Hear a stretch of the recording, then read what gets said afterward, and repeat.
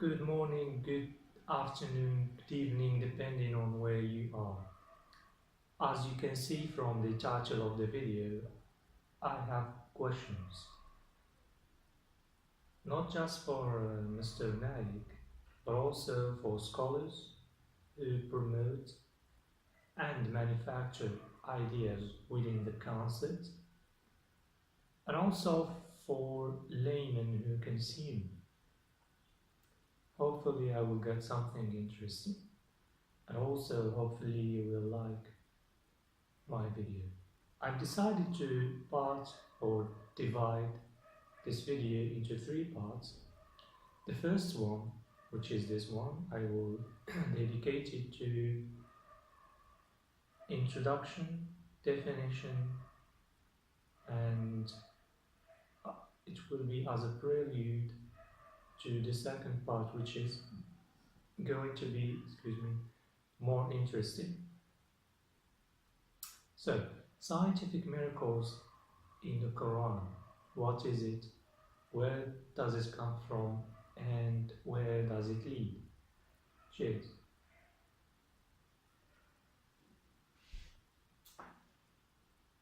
For a reason, I've always been interested in these topics. Now, through the history of Islam, scholars have always tried to prove that the Quran is the work and the word of God. And between brackets, take this as my first question. Why do Muslim scholars throughout the history of Islam try to prove that the Quran is a work of God? Right. We had, through the history of Islam, many attempts, many theories from many well-known names and scholars who came with different theories. I will give some examples to make you understand. The first thing I'd like to make you understand is scientific miracles is just a fragment of a bigger concept, which is Quranic miracles. Quranic miracles is a concept that includes scientific miracles, language miracles, verbal miracles, number miracles, logic miracles, and so on. It's a long list. And why it is so popular, so well known? Because this is the age of science, this is the age of logic. Because when I asked the question, why did Muslim scholars through history try to prove that the Quran is true, I got answers that backs my theory or my opinion. Let me give you first some examples about how did it emerge, how did it develop, and how did we get here. The first example, which was the first one, this was the first guy who ever thought about something like this. His name is not down. In the 2nd century of Islam, he came up with a theory based on a verse from the Quran itself. In the Quran, there is a verse that says, "You human beings, no matter what you do, you will never be able to come up with a text as perfect, as good as the Quran." So this guy said, it's not that we humans are not able to. His theory was that we don't do it because of a power, a godly power that prevents us from doing it. In other words, he says, or he suggests, that our language proficiency, our minds, our ability, our creativity is good enough as human beings to come up with a text, to write a text, to utter a text as good as the Quran. But the miracle dwells for him in an everlasting power that all the time and everywhere, hovering above us to prevent us from doing so. And for him, this proves that the Quran is from God. Interesting. A second example was one of Al-Khattabi, who came up with a theory based on language itself, and more precisely on stylistics. He said that the style of the Quran is beyond human reach. His theory is as simple as this. Take a verse from the Quran, a sentence. The words that form or make that sentence, the way they were picked and chosen by God, proves how perfect the text itself is. More technically, God wanted to deliver a meaning, so he had a paradigm of synonyms.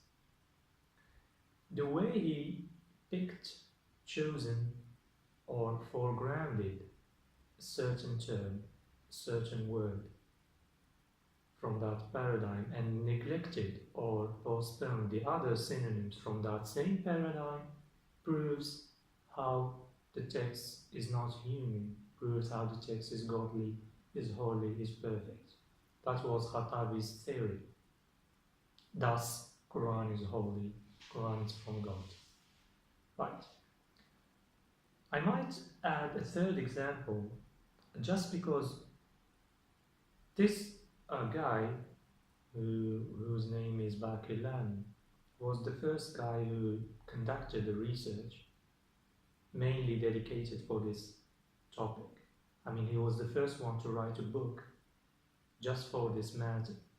All the other ones just mentioned it in their books, but this was the first one to write a book for this subject or for this topic. The book was called Miracles in the Quran, or Miracles of the Quran, something like this. His theory is weak, but I just wanted to mention him to say that he was the first one to be interested fully and wholly about it. His theory was about the feeling. He said it's not ability, it's not stylistics, it's not numbers, it's not anything. It's the way we feel when we read it, compared, of course, to other texts. So his theory is, let me do something that's as simple as this. Take a text. It's not limited, of course, to books and novels. Anything. It could be any text. I mean, this is the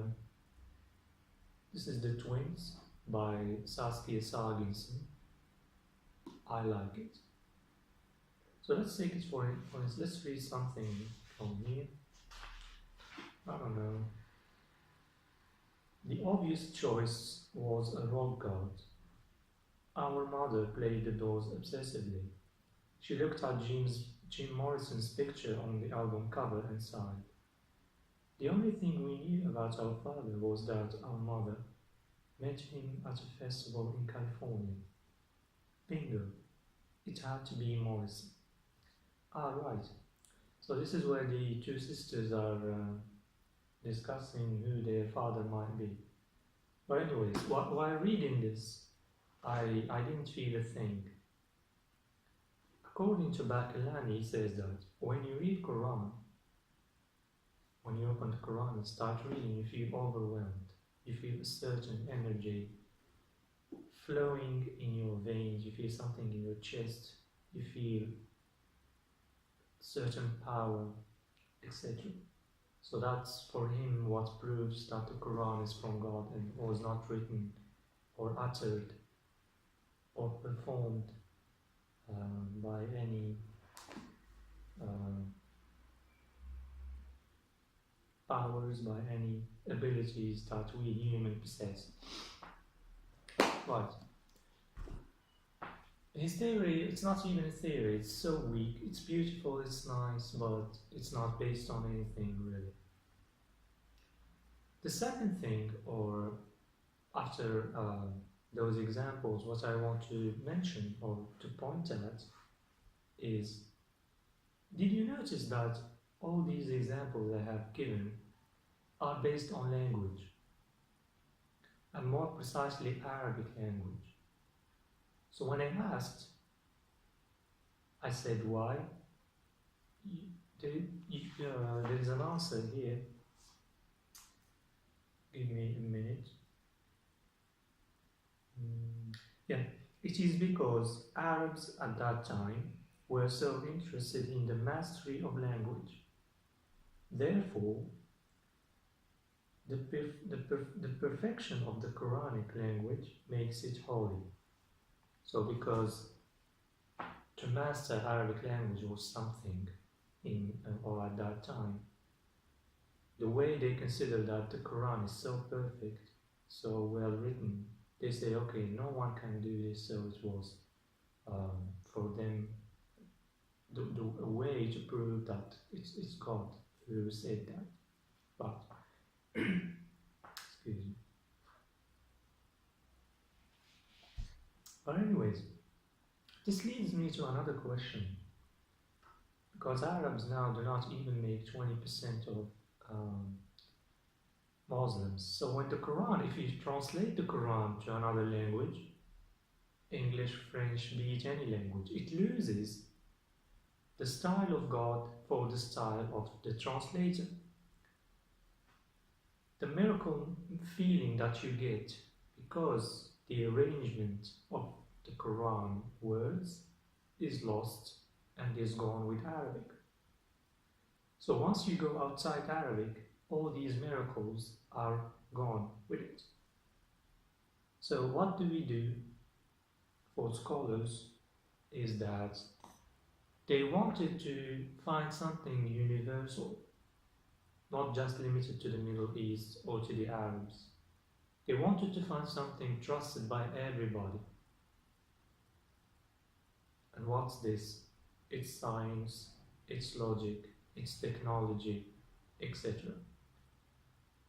And we moved from ability miracles, verbal miracles, feeling miracles, number miracles, and many other things, to what we have today, scientific miracles in the Quran.